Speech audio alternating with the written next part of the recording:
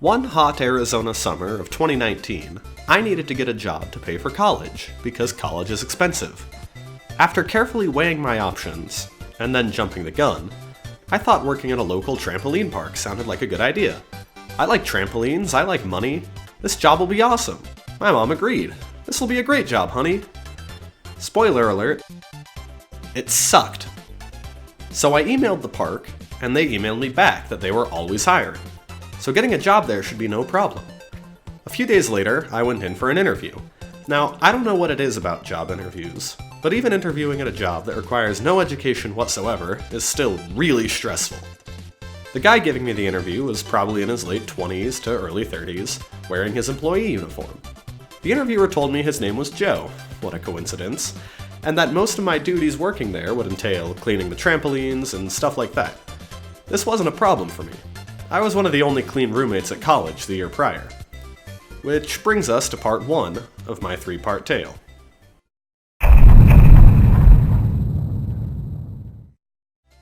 Because college is expensive, and because I like money, I wanted to work 40 hours or more a week, get some of that overtime pay. So I asked Joe, the hiring manager, if I'd be able to work 40 hours a week. And do you know what he told me? Yeah man, we can totally schedule you for that. He did not schedule me for that. He scheduled me for 20 or under hours a week. And then he just quit. Like literally 2 days after he hired me, he just pieced out of there.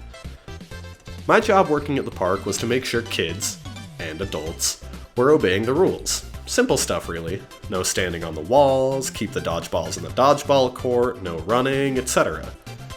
But some of the rules were really, and I cannot stress this enough, really stupid. Specifically, that you're not allowed to double bounce or play crack the egg on the trampolines.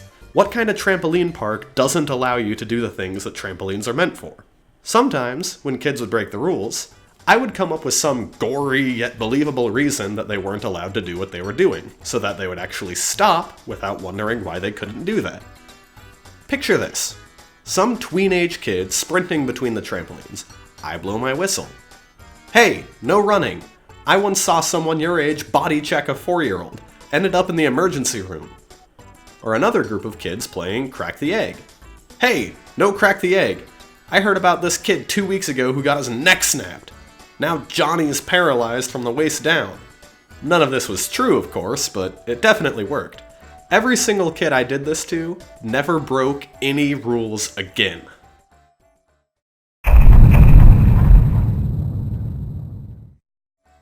Sometimes, actually a lot of times, we would hold birthday parties and big groups of kids would show up, or we would host some summer camps and daycares. Most of the time these groups were manageable and well behaved. Maybe 10 kids show up. Other times it's a school field trip, and there are like 100 kids. But there are several teachers and parents looking out for them. But there is one summer camp that would show up every single Tuesday. A lawless, tough, horrid group of 200 kids wearing lime green shirts. A daycare so fierce and unfathomably evil that almost single-handedly made me want to quit. Precision MMA, ninjas in training. 200 wild beasts ages 6 to 12 would charge through the front entrance each week, and I would have to ref dodgeball for them in the dodgeball court. I lined up the dodgeballs for them, split the group in half to form even teams, and started the match. Dodgeballs flying left and right. Out, out. Every single time one of these kids got out, they would line up against the wall and wait until someone caught a ball to bring them back in. Or if nothing was happening and no one was getting out, I would call jailbreak, which essentially just puts everyone back in and restarts the match. Sound fun? It wasn't. What you have to understand is that these kids feel entitled to everything, and they can't live with their own failure, which brought them back to me. Anytime any of the kids would get out, they would start to cry, run up to me, and demand that I call jailbreak. Even if the match wasn't even 10 seconds in, call jailbreak, wah! I got really sick and tired of this, so I figured out a way to shut the kids up. Whenever any of these kids whined and wanted me to call jailbreak, I would ask them to spell a ridiculously long word. And if they could do that, then I would call jailbreak. Call jailbreak! Okay, spell anti-disestablishmentarianism. Spell floxinosinilipilification. The ninja in training would either get a really panicked or really determined look on his face, and I would never have to call jailbreak. A foolproof system. Or so I thought. One time, I asked a kid to spell sesquipedalian, and he actually did it. He beat the system. I was so amazed that I only let his team go back in and left the other to suffer.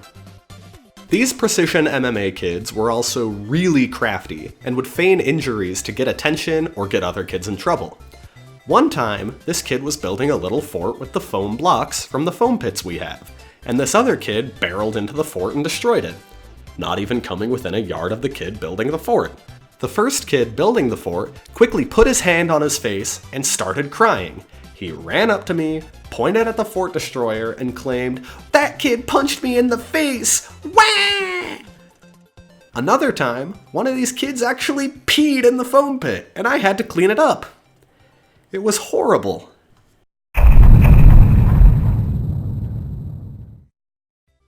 So one time, the park was almost completely empty except for about 10 people. One of the park rules is that you're not allowed to have any drinks other than water unless you're in the food court area, which is just a small group of tables and a little restaurant that sells pizza and chicken strips and stuff. You know those soda machines where the soda is all lined up and how there's one dispenser that has a small tab on the bottom to get water? Yeah, out of the few people that were there, some little girl, probably no older than 10, tries walking up the ramp to the trampoline area holding a cup of blue Powerade when I stop her. No drinks other than water up here, sorry. What do you mean? This is water. Then why is it blue? It's blue because it's water. That's Powerade. Then why is it blue? Water is blue because the ocean is blue. I legitimately couldn't tell if she was being serious or not, and I'll probably never know. Okay, one last story from working at a trampoline park. We have these portable vacuums, kind of like Ghostbuster vacuums, and we're supposed to vacuum the carpets several times a day. One day, it's raining pretty hard outside, and apparently the building isn't built for rain at all because there are leaks everywhere. The manager calls me up to the front, hands me the vacuum, and tells me to start vacuuming, which I do.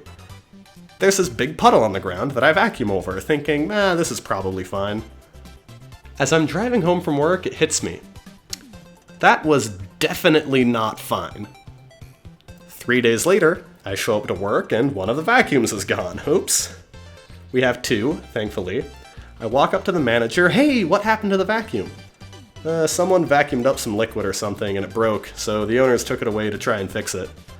Oh! That sucks. Yeah.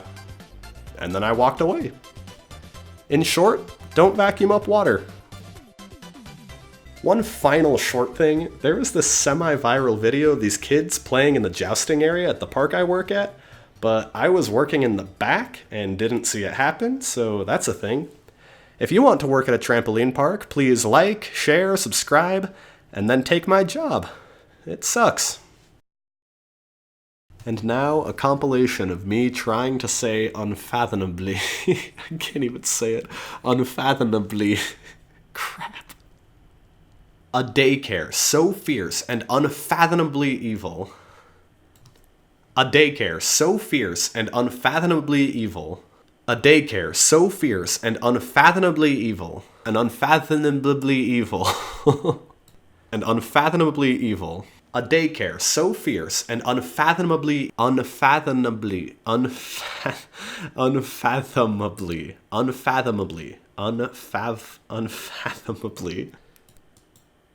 I can't say unfathomably. Unfathomably. A daycare so fierce and unfathomably evil.